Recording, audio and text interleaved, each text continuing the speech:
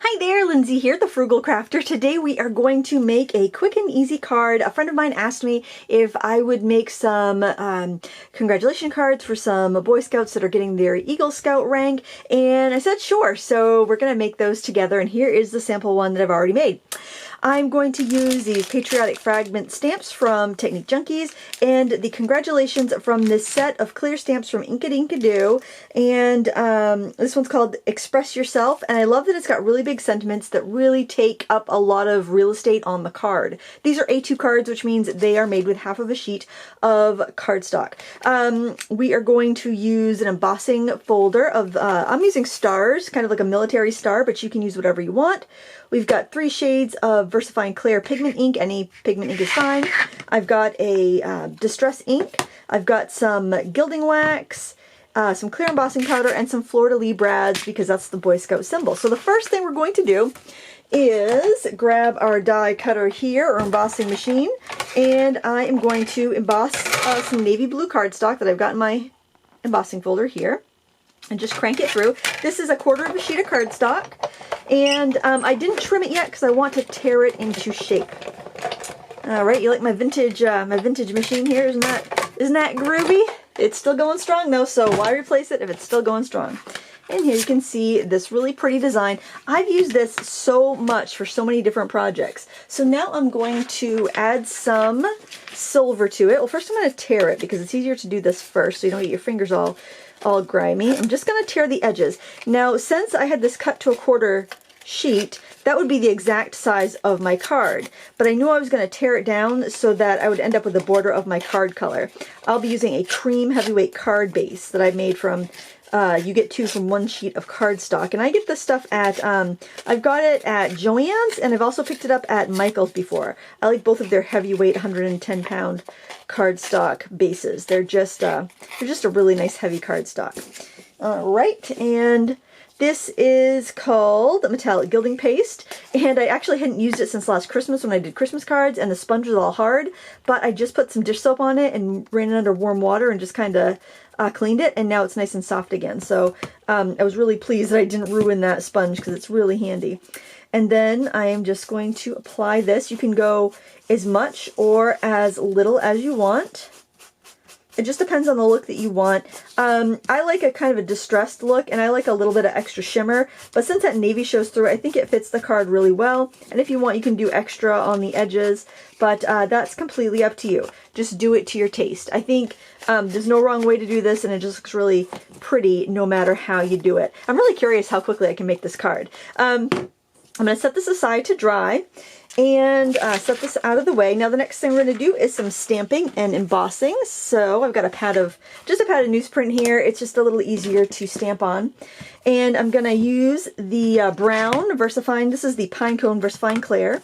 Any pigment ink is going to work, and the reason I'm using pigment is because I want to emboss it. And since I have a couple things I want to emboss, I'm going to use clear, and that way the ink can show through. But you can always use clear embossing ink and then use a powder that's the right color. Now, if you don't have an embossing buddy, just blast your cardstock with your heat tool for a minute, and that's going to take away any moisture, and that's why you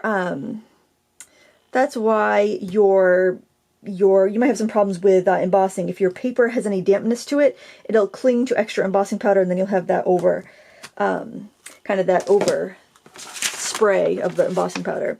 So now that I've got that stamped, I am going to sprinkle this with clear embossing powder generously, because you can put the rest back in the container.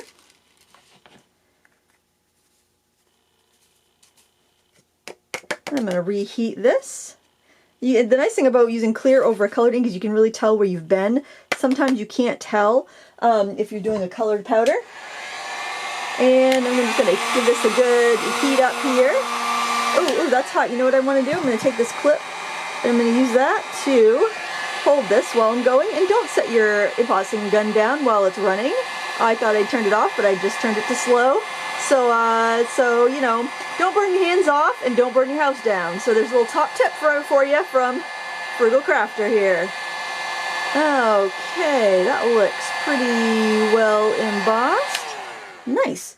All right, we're going to set that aside to cool.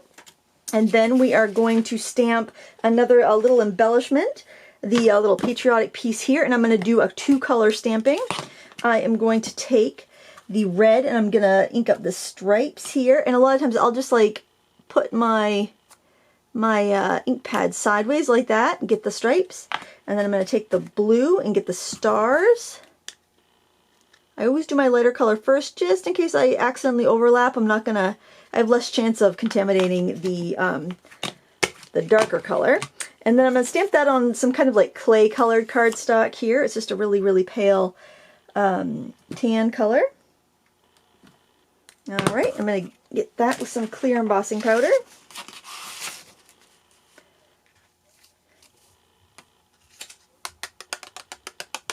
And we'll heat that up too.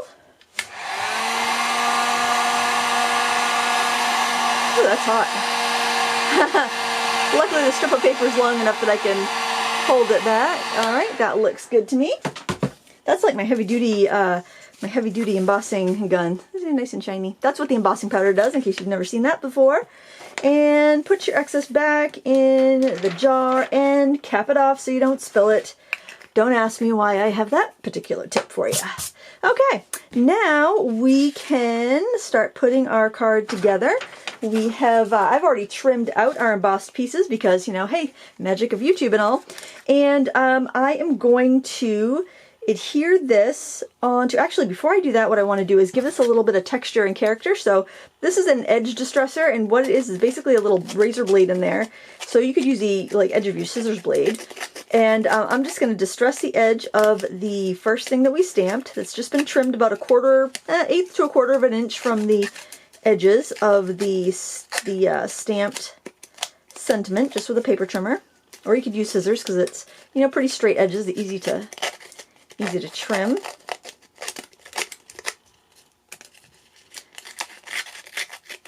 And then just to give it a little bit extra character, I'm going to hit it with a distress ink. And originally when distress ink came out, it was just, I think, like maybe brown and black and like tan, like a tea dye color. And it was just meant for distressing the edges of things. And I think that's a really still wonderful technique and way to use it. I like how this reminds me of like a jeans label, like, you know, on men's jeans. So I thought it would look nice and rugged on this. And I already added the tape to this because it takes me an age to be able to pick the backs of that tape up. I'm going to take my little needle tool and poke a couple holes so I can put a couple fleur-de-lis brads in here.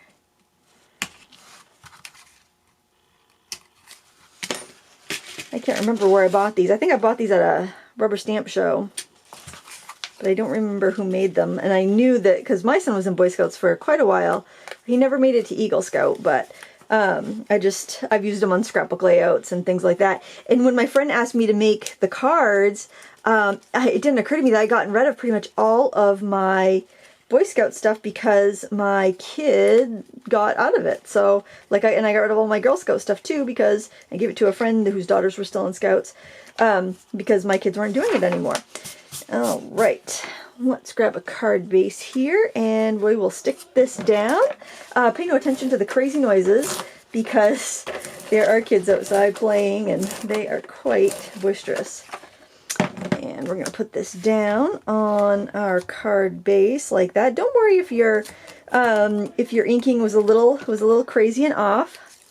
Then we're going to add our second embossed piece. I'm just going to kind of tuck it under the congratulations panel, and there you have it. Just pair it up with like a craft envelope or a cream envelope, and I think it looks really pretty. And look at that, under 10 minutes you got a beautiful card.